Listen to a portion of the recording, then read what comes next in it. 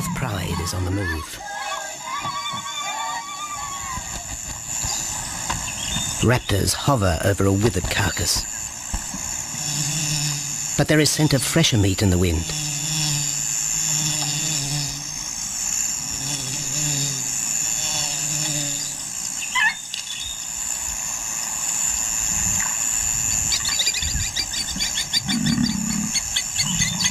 Pickings have been slim for Nabamba's pride since her fight with a startled warthog. The lioness is limping from the encounter. And even the pride's big male, Jabu, wonders when his next meal will come.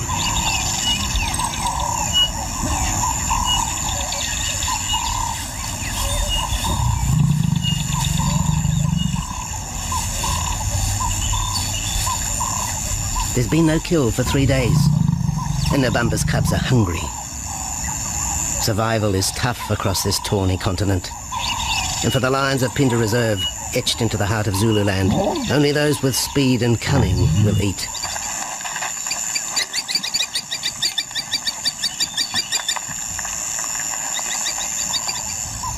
For this pride anyway, it's been a long time between meals.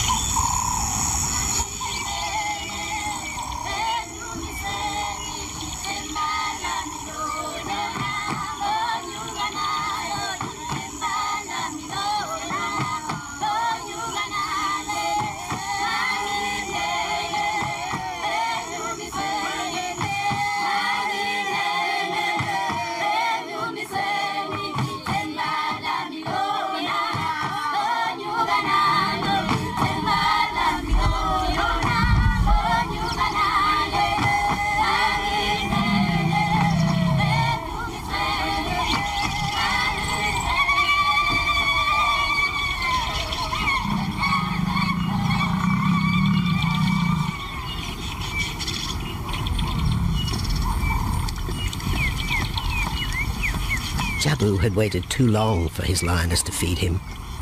Overnight, his stealth carried him into the path of a careless zebra. The rest of the herd is still skittish. One animal had already lost his tail to a hungry pride, but for the dazed stallion, it was all over in seconds.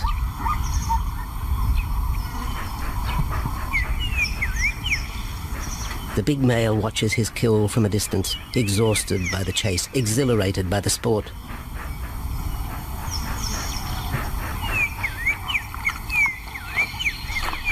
Jabu will feast later. Tired from the hunt, he needs to rest.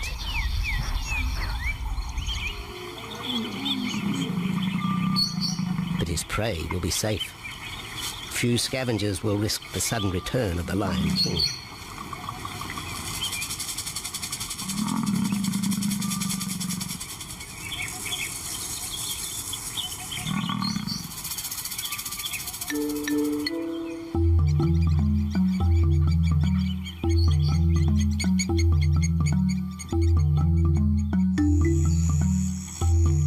Zulu trackers follow the spoor of Nabamba's pride across Nziki Marsh.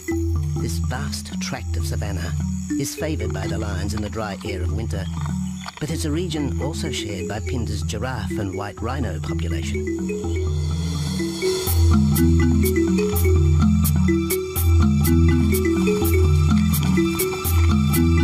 Through modern times, most of southern Africa's wildlife has been ravaged by hunting and habitat loss.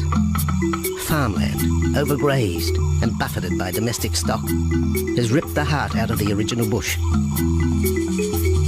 The open, broad-leaved woodland, acacia bushveld, and wetland habitat had all but disappeared, taking with it the wildlife.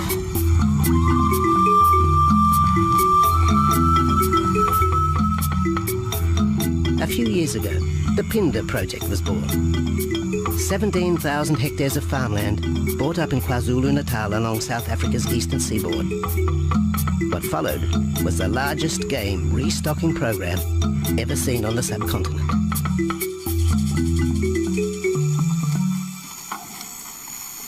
The land was overgrazed to a certain extent and it wasn't in very good shape. They put all these farms together, put a perimeter fence around it, and then brought in a lot of game. I mean, we brought in elephant, we brought in rhino. We started off with those sort of animals, and then started with cheetah, bringing in cheetah onto the reserve, mainly to get them used to the area before the lions came on, because the lion is a more superior predator as such and would dominate the cheetahs. We wanted to get them settled first before the lions came in.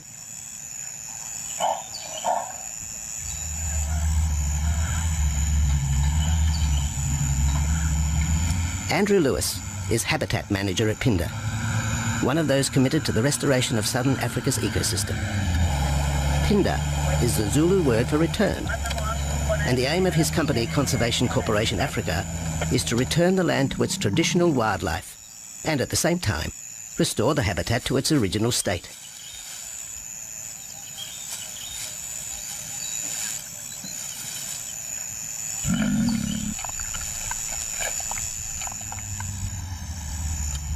Pinda is cautiously open to top-level tourism, limited and luxurious. Dreams of extending the green frontier require funds, and the reserve's lion pride has already earned its keep.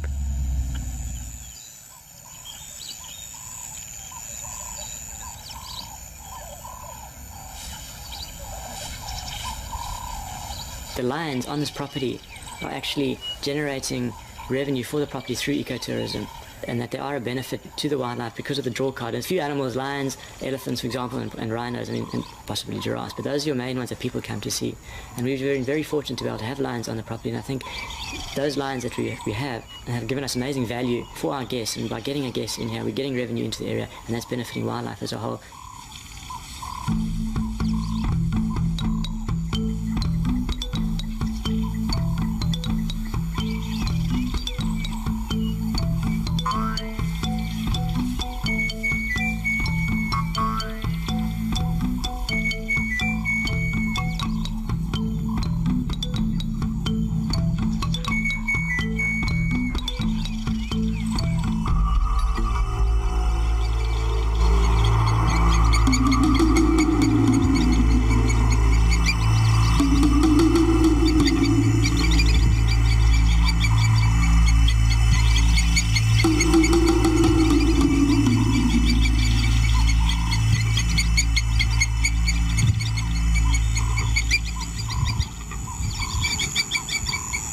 Jabu has returned to his kill. He licks the bloated carcass, but still there is no feeding. Lions will gloat over their prey, delaying the first bite until the meat ripens. For Jabu, the prospect of the meal is to be relished as much as the eventual feast.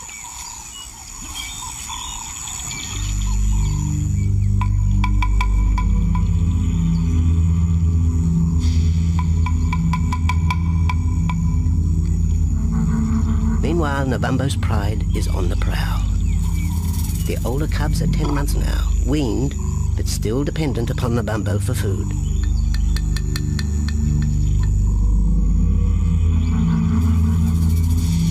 The cubs are learning to stalk, but they won't kill for another 6 months. Young male lions are usually ejected from the pride when they are about 2 years old.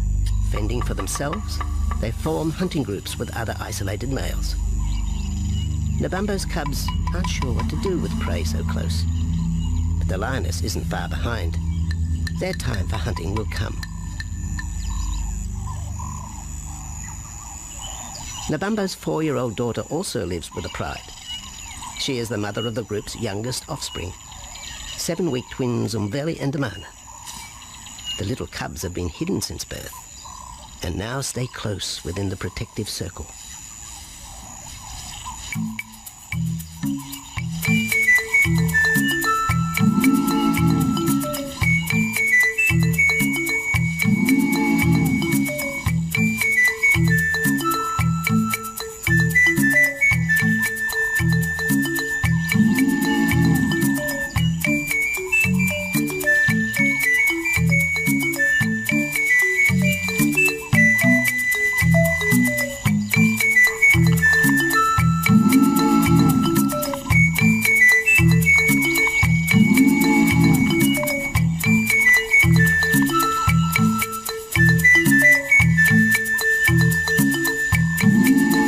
bamboo has little time for his small cub.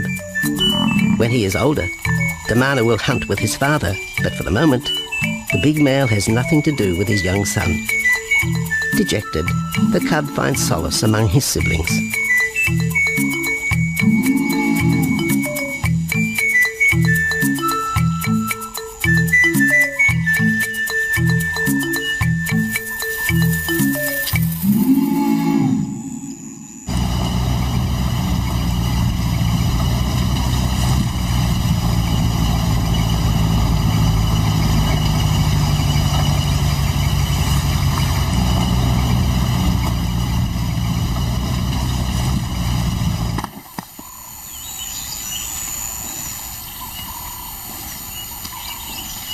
A young giraffe lies helpless in the grass.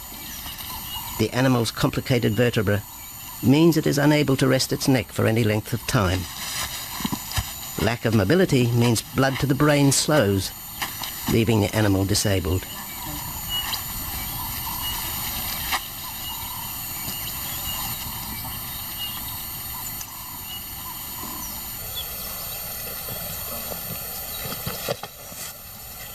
Efforts to lift the head fail, and rather than leave the giraffe vulnerable to predators, the young bull is shot by rangers.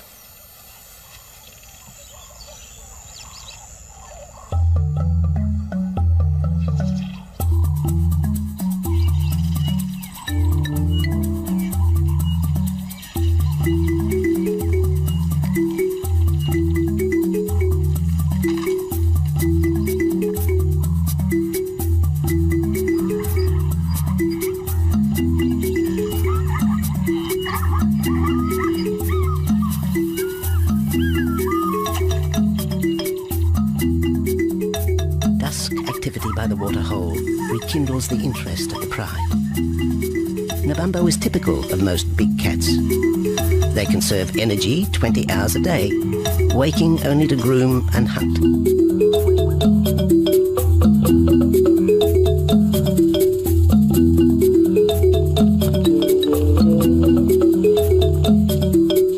The lioness shows little sign of her injured leg, but the tusks of the warthog have torn sinew and muscle, slowing her in the pursuit of prey.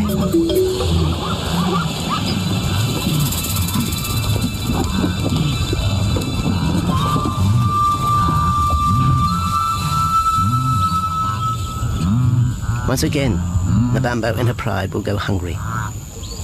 But the big lioness senses another kill nearby. A young giraffe slain by humans will provide meat for her cubs. Leaving the pride, Nabambo follows the scent.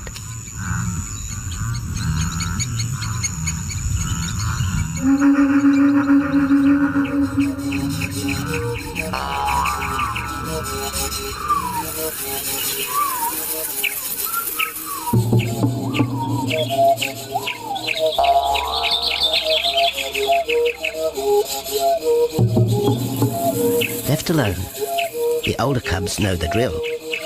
They will wait for Nabambo's call to take them to the kill.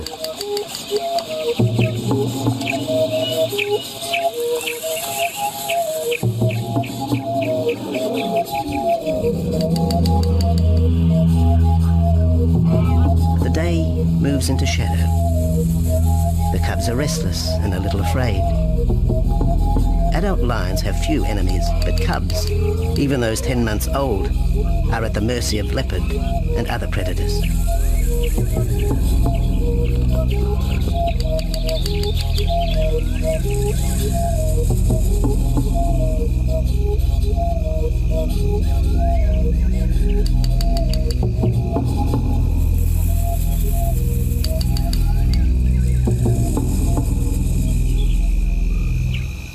Nabambo has reached the kill, but her daughter is there first.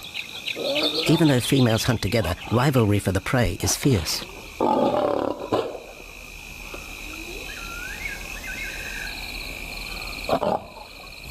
The big lioness begins the trek back for her cubs, but the youngsters have heard her call and they meet halfway.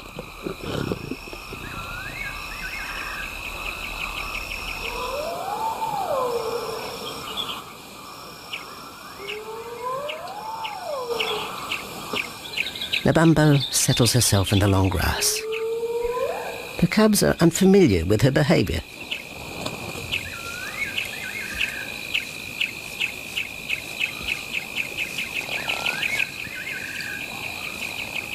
A female will usually head the charge with any kill, splitting the hide of the victim and leading the way for the pride to eat. But there is human scent around the giraffe, and the big lioness is cautious.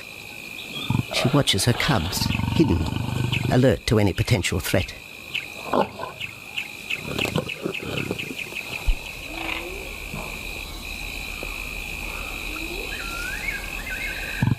The cubs are curious, confused by this new smell.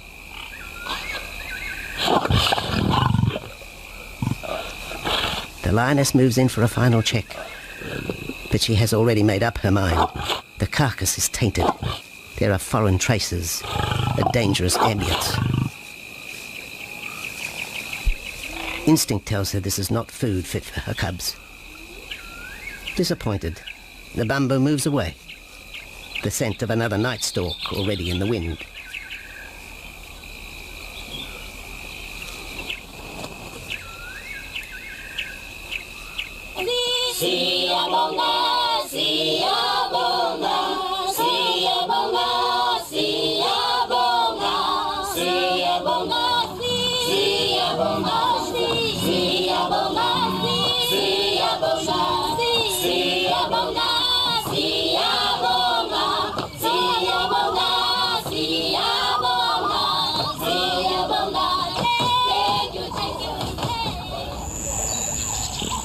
After 2 days, Jabu has returned to his kill with another younger male. 3-year-old Tembi is a son from a previous liaison with Nabambo, and the two paired up after Tembi was ousted from the pride.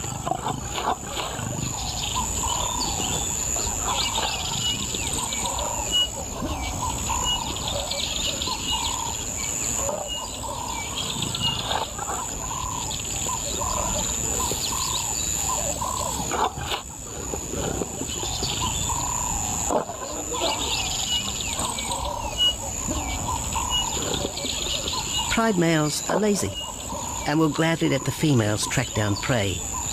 But the theory that males won't hunt is a fallacy. Any hungry male will hunt for himself when no free lunch is provided by the lioness, hyenas or other predators.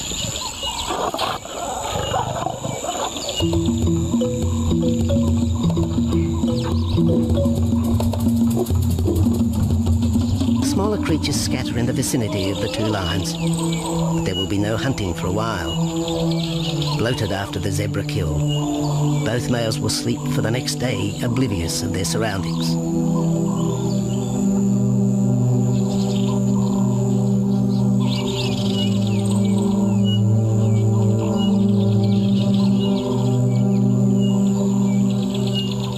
Lions hunting in pairs or groups have a success rate of around 30% in daylight, but studies show single hunters are more successful at night. Lions are sociable cats, the only group to take part in communal hunts.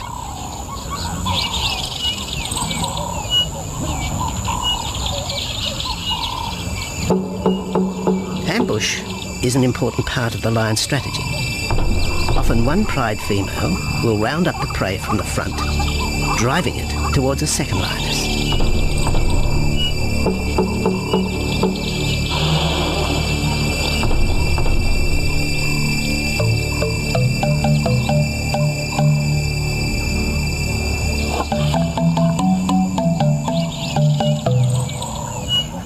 As in most cases, the pride male will only get involved if he has to.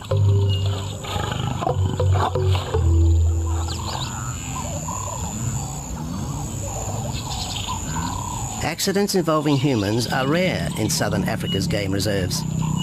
Our primal fear of being eaten has been well documented, but in fact, lions seldom attack if they're not provoked. At Phinda, great care is taken to limit the number of people viewing game. Emphasis is placed on causing the animal as little stress as possible.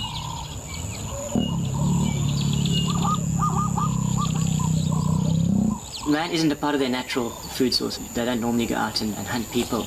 I think your lions are opportunists though, and I certainly think that if your lion is very hungry, under stress, I don't think they'll necessarily go out to hunt you down, but if you interfere with them, they'll certainly kill you. And there's a good chance they might eat you at the same time.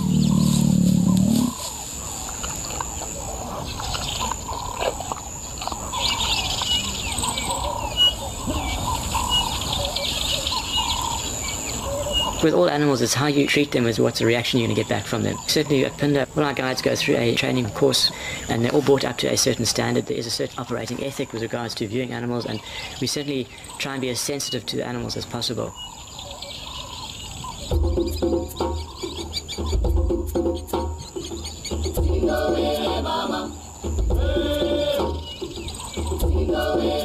Cradled within the arms of the Ubomba Mountains and the Indian Ocean, Pinda covers one of the most diverse regions of Africa. Here are found 7 different ecosystems, from palm savanna and bushveld to rare sand forest and dense thorn bush, all restored from the pastoral belt which had swept down the east coast.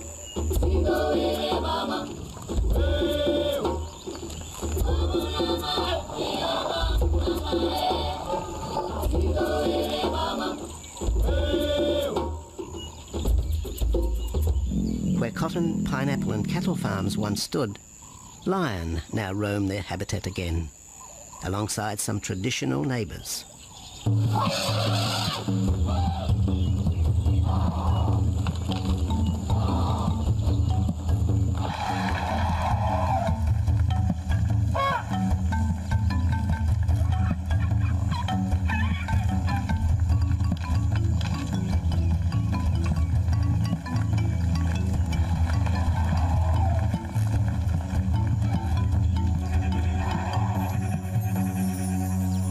Pinda sees its responsibility to the region extending beyond restoration of habitat and wildlife.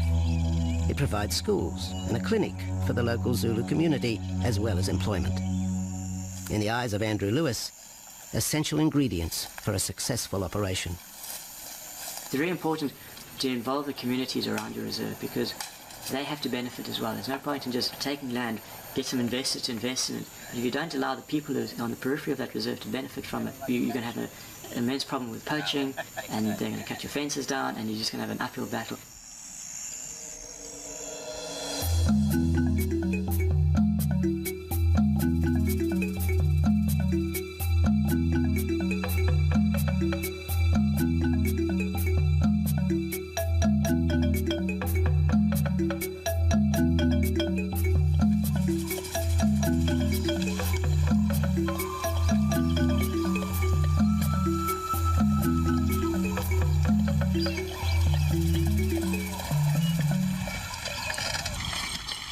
In 1992, the Pinda lions were among the first of the big 5 animals to be relocated to the reserve.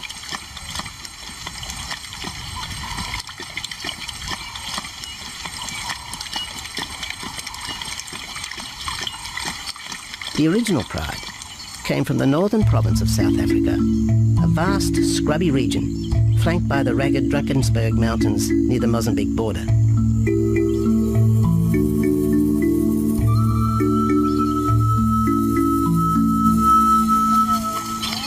Peter Rogers helped round up Pinda's first pride, handling the lion's capture and subsequent move south. Today, he's head vet at the Hoedspruit Research and Breeding Centre for Endangered Species, overseeing its cheetah breeding program.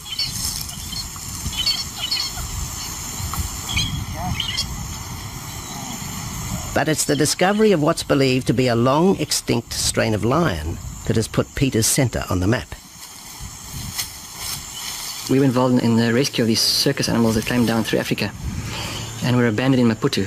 We were just founded by an animal welfare group called Animal Defenders based in London, and they said, could we just keep these animals temporary? First they mentioned tigers, and then they came back and said, well, there's 6 lions as well. So we said, yeah, we could hold them temporarily just until they found permanent homes for them, but basically get them out of the predicament that they were and the shocking conditions that they were in Maputo and Mozambique.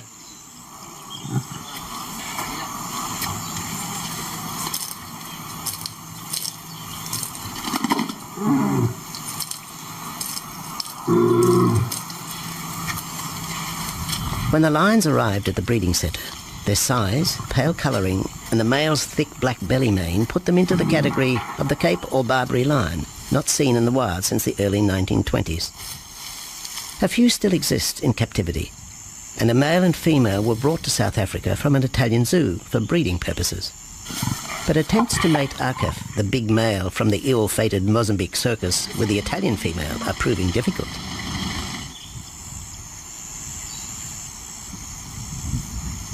Akef is overprotective, even preventing the lioness from eating when the meat truck arrives.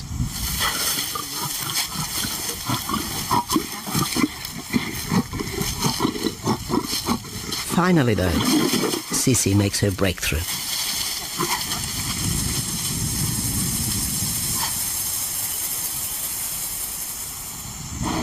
We'll see you up in the front there, Mark.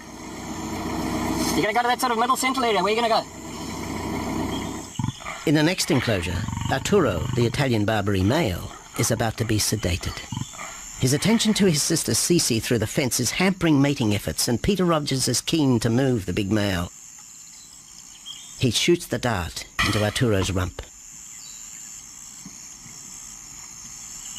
Arturo has been sterilized, but while his breeding days are finished, he'll live out his days at the centre. 1.5 minutes now, so... His female companion, another Barbary from the Mozambique circus, is drawn away by the meat truck.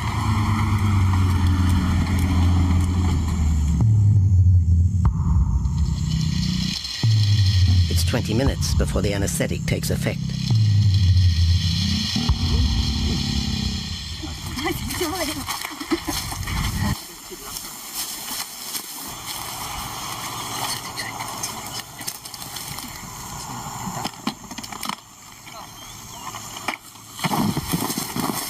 Nice to be the supervisor. Slowly.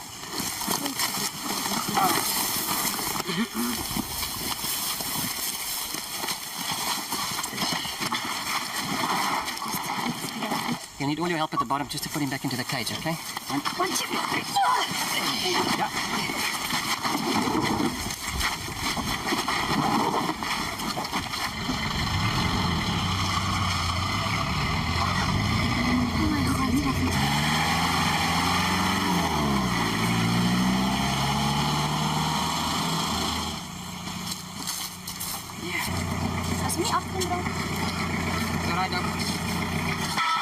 The anaesthetic gives Peter Rogers and his team a chance to check over the 12-year-old lion. He'll spend a few weeks in this cage before being returned to his enclosure for observation. I still want to inject him and everything, Mark.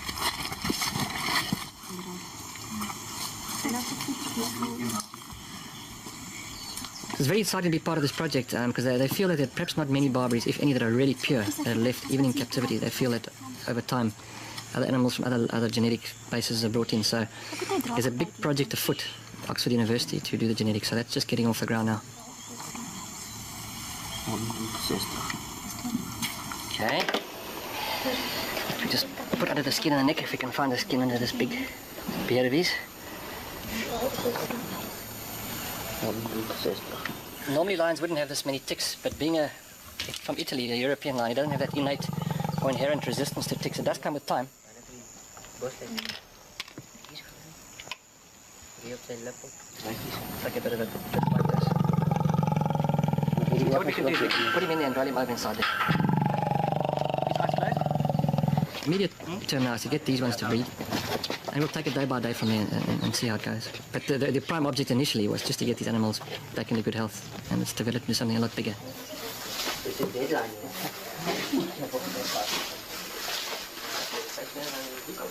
Yeah.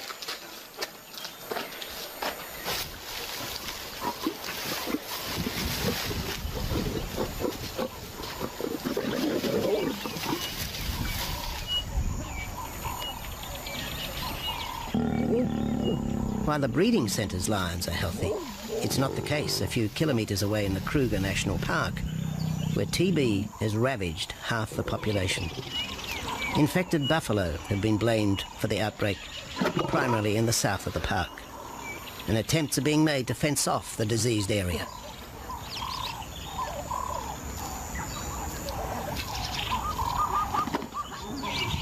And the lions are preying on infected buffalo. Because it's an exotic disease, not an indigenous disease, the lions are totally naive and they've got no resistance to it. So it's a big problem. It's a very difficult decision to make as to what to do. It's a very topical and heated subject at the moment.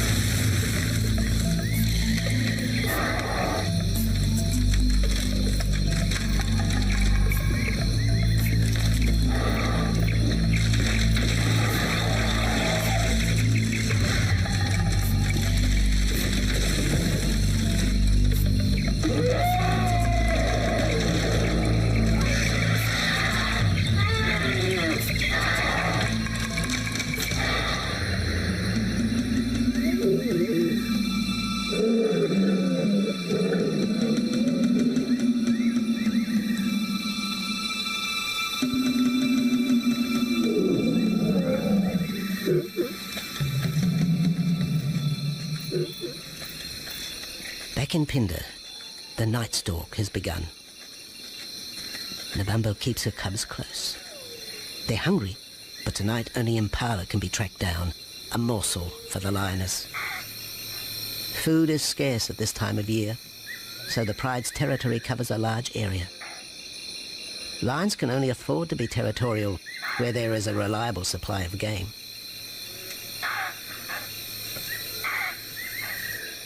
Jabu wants to mate. He's been with his pride for nearly a year now. But Nabambo would prefer a larger group of males around her. Eventually, though, Jabu will have to join forces with other males to have a chance of keeping this pride. The big male is only 7 years old and a fine specimen, weighing in at just under 200 kilograms. For the moment, he's secure. Although tonight, Nabambo has hunting on her mind.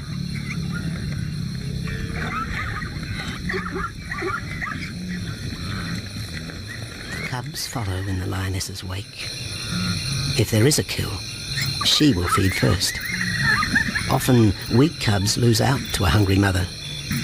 High juvenile mortality rates are the result of lean times.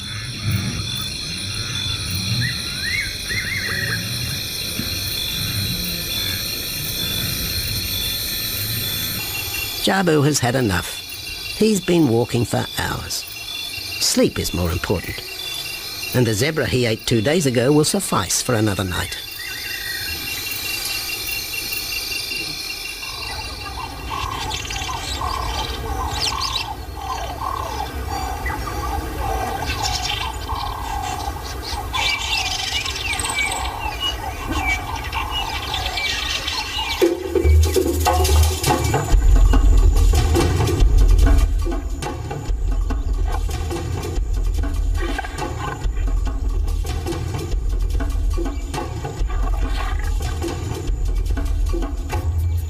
Nabambo has made a kill, a young Nyala buck. It's been 3 days since the pride has eaten, and this will provide meat for them all. But the lioness will eat first.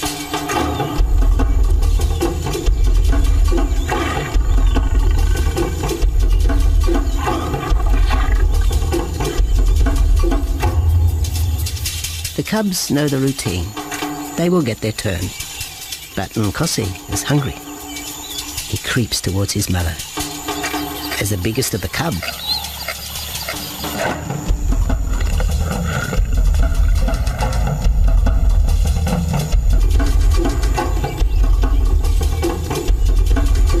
Nkosi watches.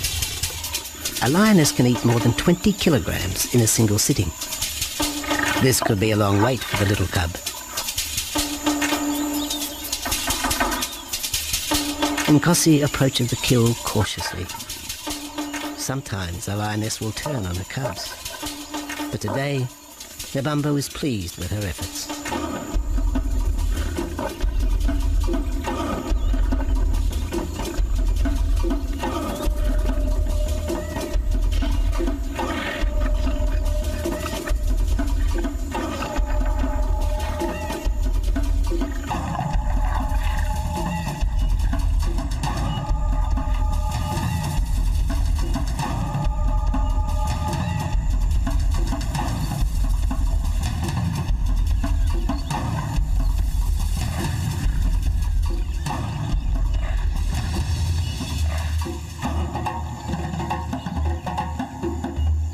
Nebambo has had her fill, for the moment anyway.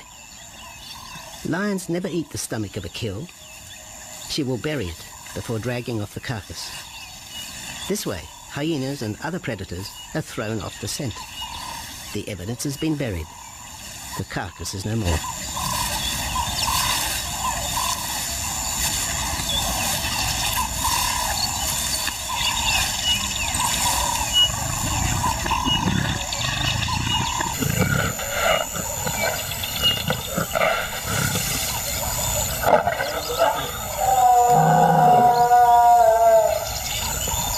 Nebambo's daughter hears the call.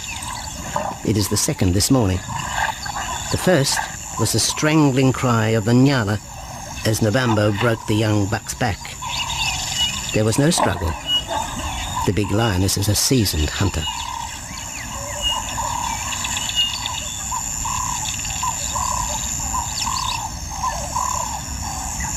The rest of the pride will feast on the carcass after Nebambo retires.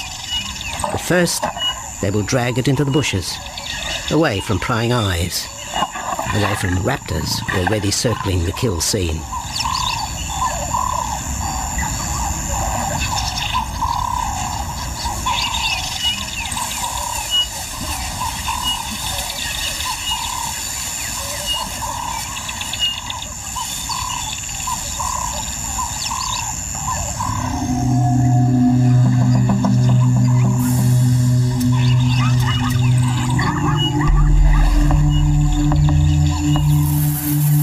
Has created a nervous edge. Even the hippo, its bad temper legendary, is flustered, anxious to protect its waterhole. The wildebeest are a favourite prey for lions. Naturally, they feel vulnerable. But for the pride, there is no agitation. Gorged, they will sleep for the next day. Even Mveli and Damano, the 7-week twins, have tasted blood for the first time. But it will be many months before they take part in a hunt. For the moment, they just want to play with Nkosi.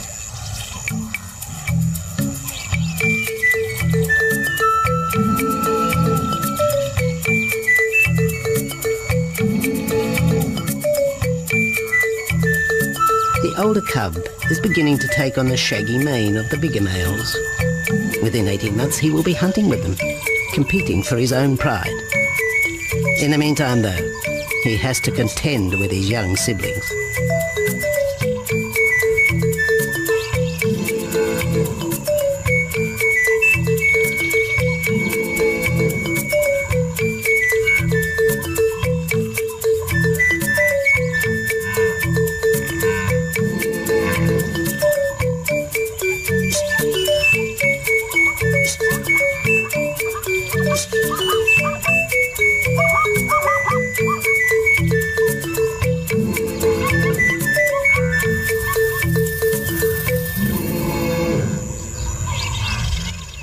Jabu rejoins the pride. He has missed out on the kill, but he didn't share his zebra with the rest of the pride the previous day.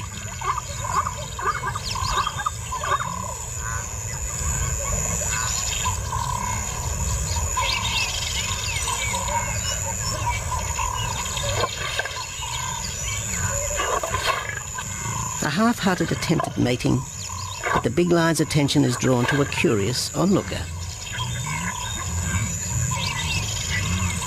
With the pride so close, the giraffe won't be sitting for long. Drinking and sitting is when they are at their most vulnerable.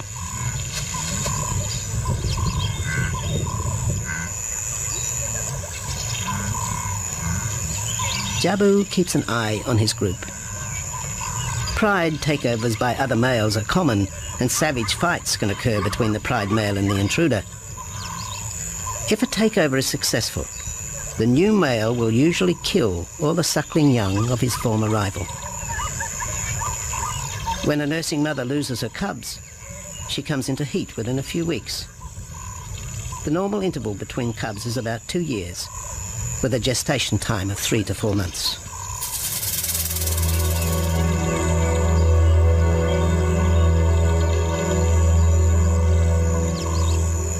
Jabu marks his territory, but it may soon be all in vain.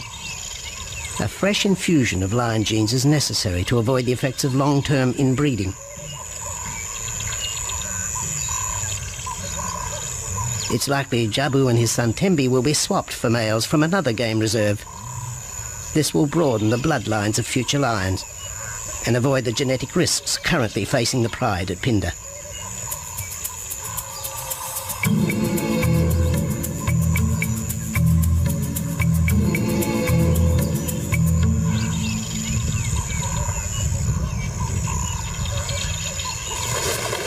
Vultures have found the dead buck, but there is little left of the carcass. November and her pride have eaten. The big lioness tries to dislodge Nyala fur from her teeth. Tomorrow, the next day, there will be another kill. November's cubs will grow up strong.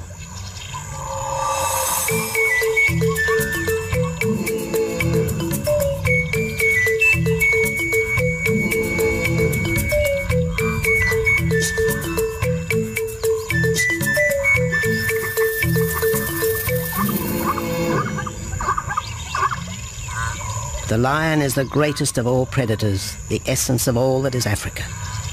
And yet, there are fewer than 50,000 left in the wild. The future for the species lies in managed reserves such as Phinda. Here in Zululand, the lion roams free for the first time since the beginning of this century. At Phinda, the philosophy has always been simple. Africa's wildlife land, undervalued and underutilized, is the continent's most precious natural resource. Focusing on the animals, their habitat and local communities is just the beginning of an African renaissance. Phinda is, after all, the Zulu word for return. Maybe too, it's a chance for man to redeem himself just a little.